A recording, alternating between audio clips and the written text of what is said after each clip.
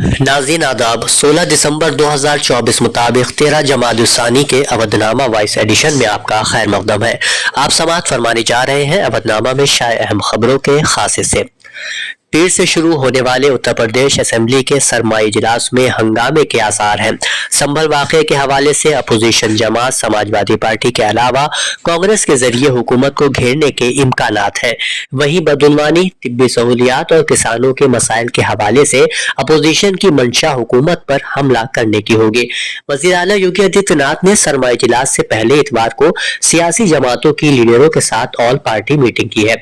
वहीं स्पीकर सतीश महाना ने तमाम पार्टियों के लीडरों से मुलाकात की और ऐवान की कार्रवाई में जरूरी ताउन की अपील की है। महाराष्ट्र में वजीर आला देवेंद्र फडणवीस की काबीना की इतवार को पहली तोसी हुई है। इस दौरान 39 मेंबरान असेंबली को वजीर के ओहदे का हलफ दिलाया गया है। हलफ बर्दारी तकरीब नागपुर में मुनक्किद हुई। अब काबीना में कुल 42 वज़रा हो गए हैं।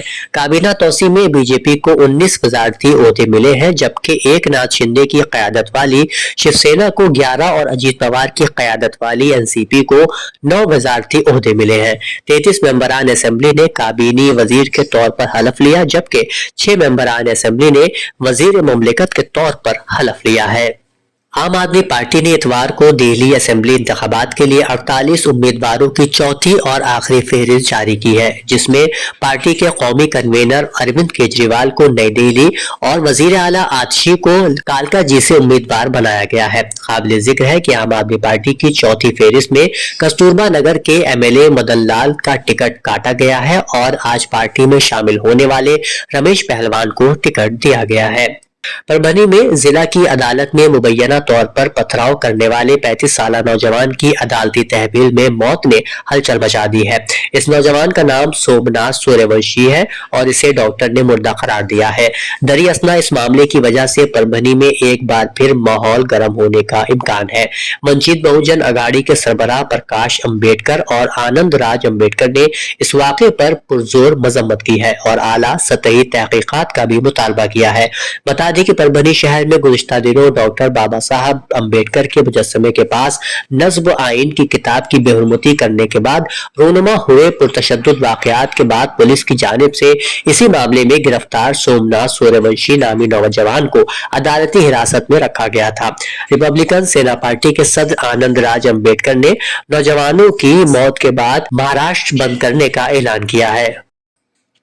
बहुजन समाज पार्टी सुप्रीमो मायावती ने इतवार को कहा कि उनकी पार्टी एक मुल्क एक इलेक्शन के हवाले से बीजेपी हुकूमत के जरिए 1-2 दिनों में लाए जाने वाले बिल का इस्तेमाल करेगी।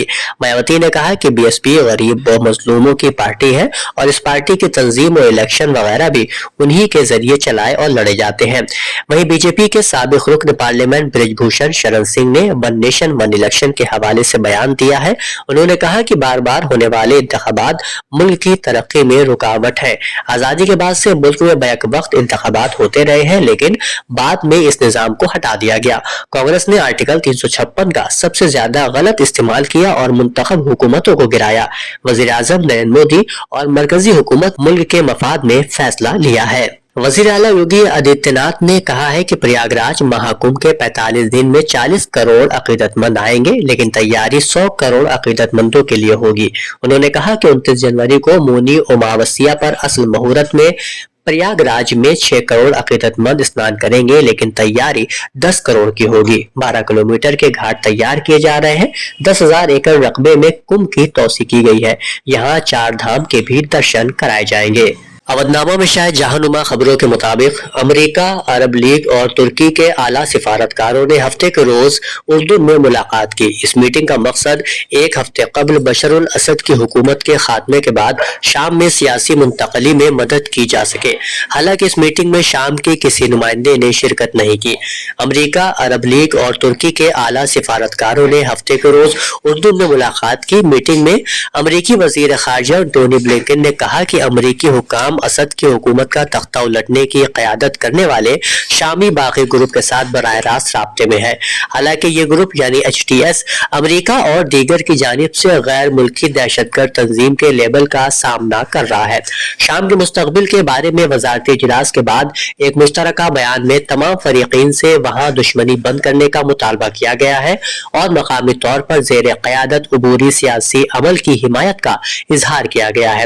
اردن میں عرب ممالک، امریکہ، ترکی، یورپی یونین اور دیگر کے اجلاس کے بعد یہ بیان جاری کیا گیا۔ یونان کے جنوبی جزیرے گاواداس کے قریب تارکین وطن کی ایک کشتی ڈوبنے کے نتیجے میں کم از کم 5 افراد ہلاک ہو گئے ہیں، ان میں ایک پاکستانی بھی شامل ہے۔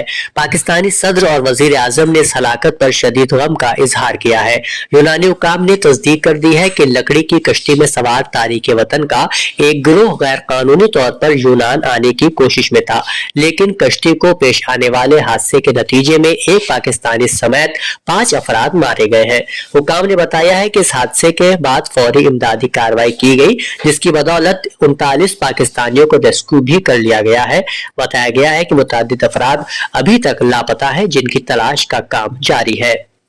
سپاہی پاسداران انقلاب اسلامی کے commander in chief major general Hossein Salami نے دفاع مقدس کے بہترین تحقیقی کاموں کے انتخاب کے 2 سالہ فیسٹیول میں خطے اور دنیا کی موجودہ صورتحال کا ذکر کرتے ہوئے کہا کہ ایران جہادی مردوں اور عورتوں کی سرزمین ہے اور آج عالم اسلام جہاد کا میدان ہے، اور ہم ملک کی سلامتی و خود مختاری اپنے نظامی قومی مفادات، تاریخ اور زمین کی دل و جان سے حفاظت کریں گے۔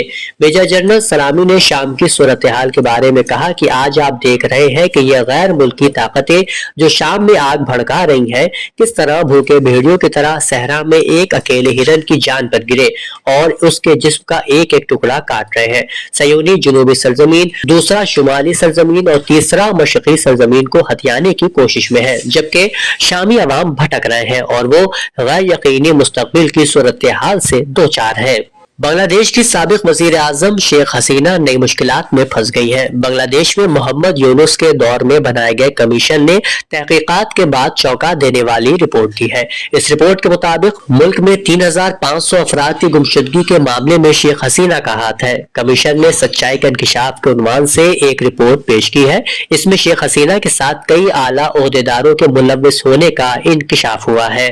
اودھ نامہ میں شائع مضامین کو مکمل طور پر پڑھنے کے لیے اودھ نامہ کی ویب سائٹ www.awadhnama.com پر وزٹ کریں اور ای پیپر پر کلک کریں۔